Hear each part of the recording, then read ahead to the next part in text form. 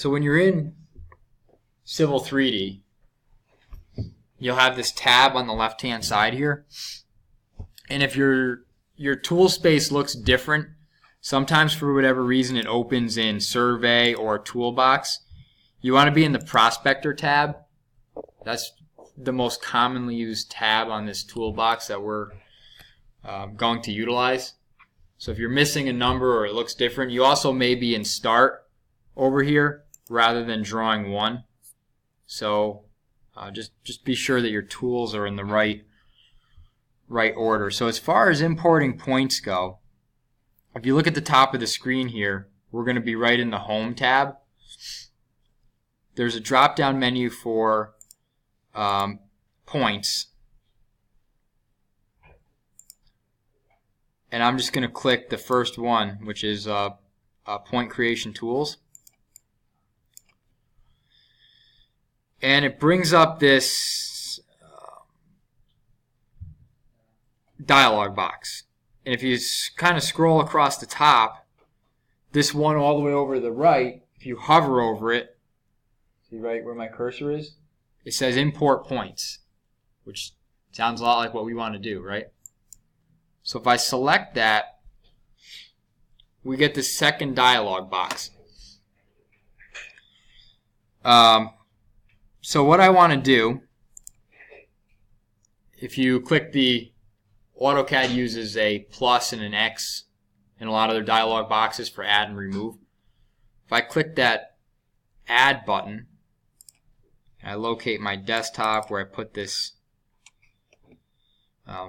item here, so you can tell AutoCAD what kind of file to look for. You can see it could be a .pm, CSV, .xyz, which is kind of a coordinate file, AUF, NEZ, PNT, right? We're looking for a text file because that's what we have. If you had saved this, if I go to CSV here, you can see how it has that CSV file that I made when I was showing you guys how to do the Excel, but that only has 4 points in it and not from this project. So we're going to go back to text file, select sidewalk text. One thing you want to make sure is, I may have to restart the menu, if the file's open, a lot of times AutoCAD gives you an error. So make sure your data file is closed before you try to import the points.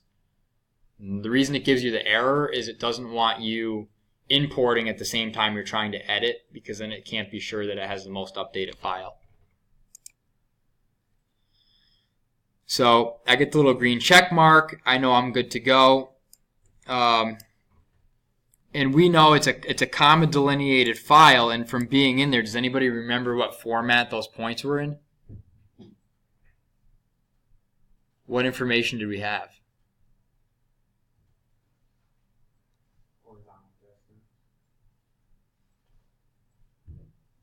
Right, let me see if I can open that again here.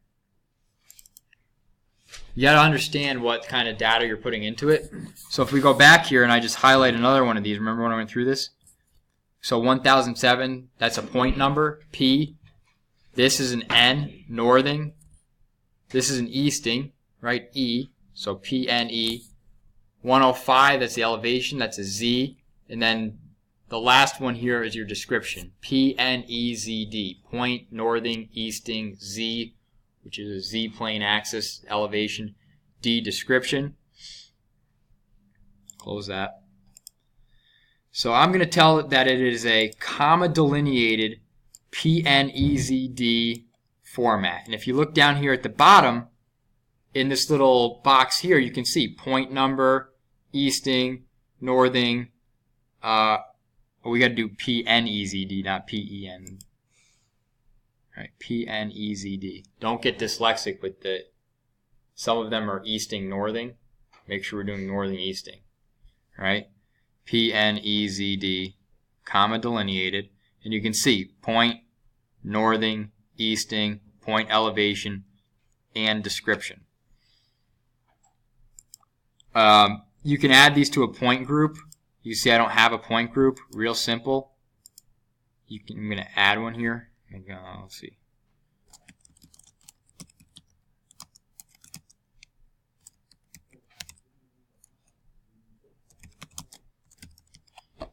wall complex existing topo. You guys probably don't have this data file yet, and I want you to watch first, and then I'll put it up and you guys can play with it. Right? Otherwise, you're going to be on step 2 and I'm on step 5, and then you're really lost. So I added these to a point group, and you can see in progress over here is points and point groups. We don't need to worry about elevation adjustment or coordinate transformations. I'm just going to select OK.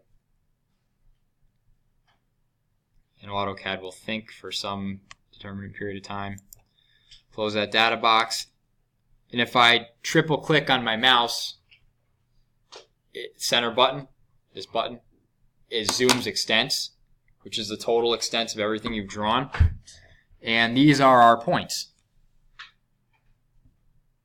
Right? Relatively resembles the shape of, I froze here, what we drew. Right?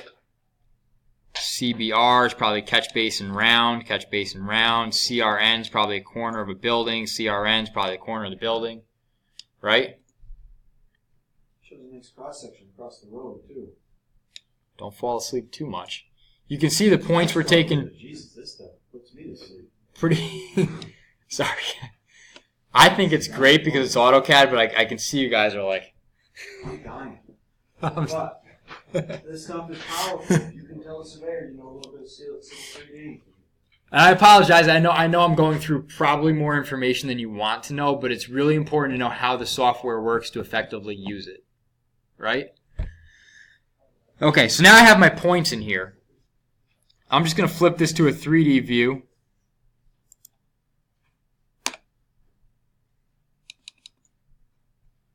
Oh, I totally screwed something up here. You probably can't see them yet because there's no surface in there. I was going to try to, there's not really they're not big enough to see in that view. But there's all that's in here right now are these points. So if I were to select these and open up properties,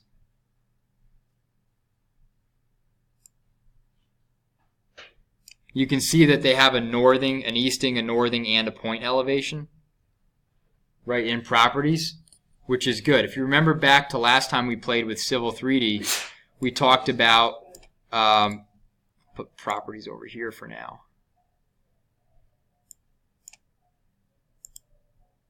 Okay. We talked about how the contour lines had to have an elevation in order to work with them in a three-dimensional sense. So we just verified that the points came in correctly. Now what we want to do is we want to go into a surface here, and I'm going to right click and I'm going to say create a surface. And I'll just name it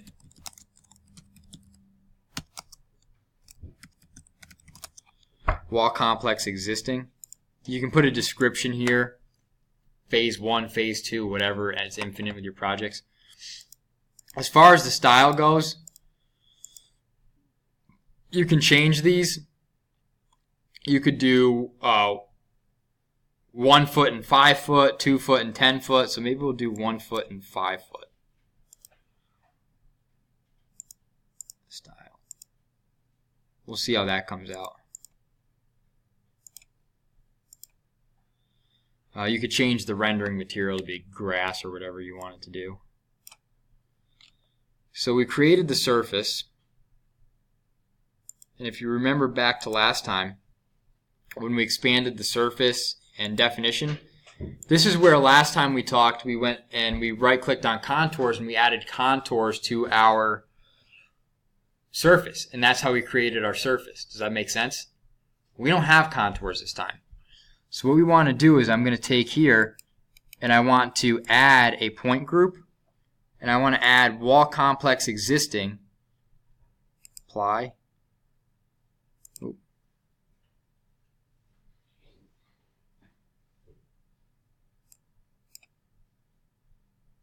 I'm going to add wall complex existing to my surface, and now when you look at it, see these contour lines that just appeared? We've created a surface. So when you look at it, you can see this kind of gradual area over here, makes sense. Off the side of the building, it's real steep coming down, and then it kind of plateaus off, and then you have that swale. You can actually see the swale in the direction it flows, going down that way. If I go to view,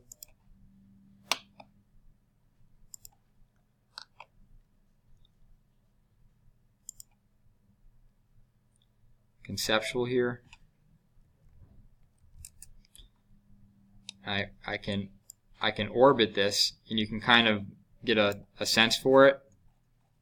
Right? You can see the hill coming down off the side of Wall Complex. It's flat where the road and parking lot is, and then it drops off a little bit on the other side. You can even see in areas where it picked up a bottom and top of curb. Did an approximation there, so it's not exactly perfect, but it's very close. You can see the road going around the side of the building like that. Does that make sense? Any questions?